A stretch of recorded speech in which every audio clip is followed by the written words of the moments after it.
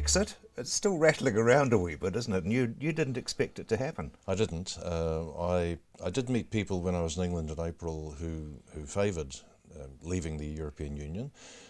Some of the people in the north especially feel disadvantaged that all the benefits of Europe had gone to the London southeast.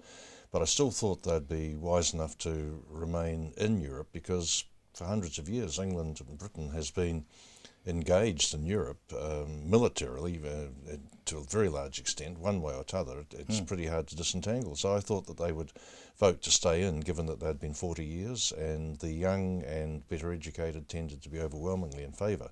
But the regions which felt a grievance, parts of the northeast, were 60 to 70% in favour of leaving. So clearly there were some issues there, and although the margin at the end was 2%, it was still a lot of votes. So now they've got to untangle 40 years of trading relationships. The governor of the not the Reserve Bank, but the Bank Their of England equivalent, yep, has already moved to put in place some defensive mechanisms for the economy, which will suffer from Brexit. And they're now in a position where they've got to argue their way out of it, or a way into the future. And some of the people who say, well, we've got the Commonwealth for trading, well, hello, that was the case 40 years ago. There might be a bit of increase in meat exports to the United Kingdom, but New Zealand has diversified its trade now, so we have very good relationships across the globe.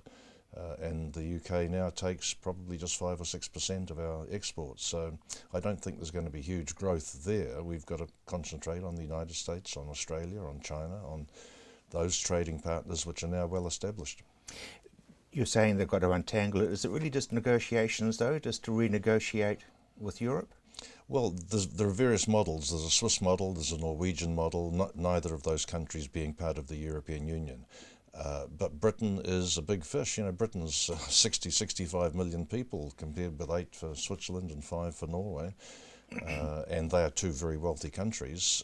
But it will cost Britain in some way. If they want to have continuing free access to the European market, the Europeans will probably say you've got to have continuing access for European people to live in Britain. And that was half the argument against immigration from Europe. So it's going to be a mess, I think, and there'll be a lot of people who will still try and turn it round. Some talk about the House of Lords even trying to stop it. Whew. Yeah. Let's go across to United States of America and certain Donald Trump putting bullets through his feet. Yeah, across the pond to...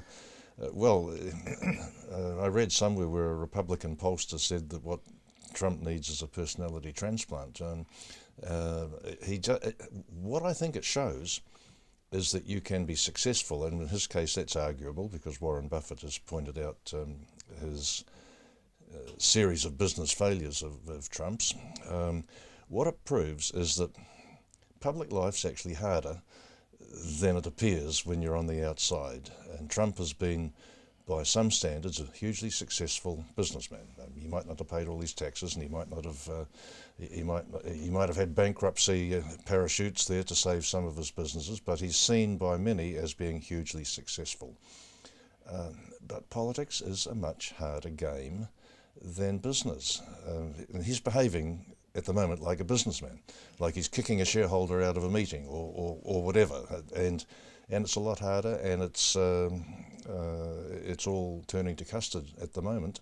It can be turned around, but there are even Republican congressmen who are now saying they are going to vote for Clinton, and that would be unbelievable. He really needs to learn to listen rather than talk, doesn't he? Yes, and he's got to move. Now that he's got the nomination, he needs to move into the mainstream and become more moderate and drop some of the agendas, some of the issues which got him the nomination. It's hard to do that because he's built a reputation amongst a certain constituency, but if he's going to go anywhere near winning, he's now got to start appealing to Middle America and to Middle American Republicans.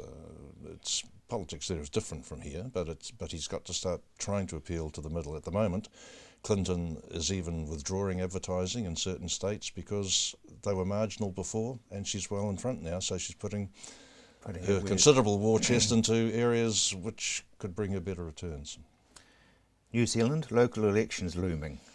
Yes, well, these are, because local government is a creature of central government, it's seen, and in fact it does have much less power. All power really lies in Wellington, as we've seen. But there are local elections, and they are important in terms of districts, in terms of footpaths and roading and water infrastructure and that sort of thing, street lighting. And for the regional council, we have massive issues here, and we have, I think, a regional council which is widely perceived as having failed pretty comprehensively. And as New Zealand has in recent years, there's no environmental indicator across the country apart from air quality which is improving. And even in Canterbury, this bunch of commissioners has stopped the clean heat program. So Christchurch now may fail the air quality national standards, and that would have potential business impact on new consents being issued to business as well as to commercial uses. Do you think people in New Zealand take local politics seriously enough? No, they don't.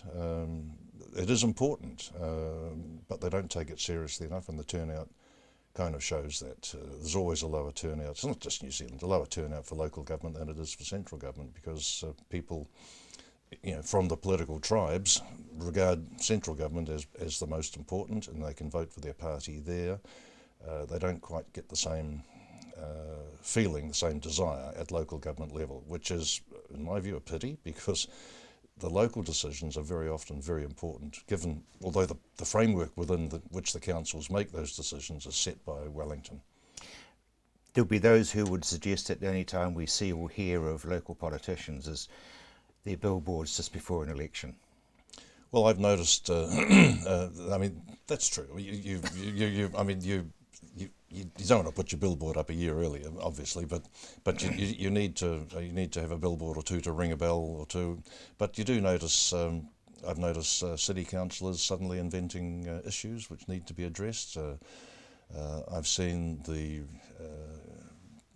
Regional Council, Environment Canterbury, I've seen the Commissioner saying, we're going to start prosecuting people who've breached water consents now. Well, hello, there must be an election coming up.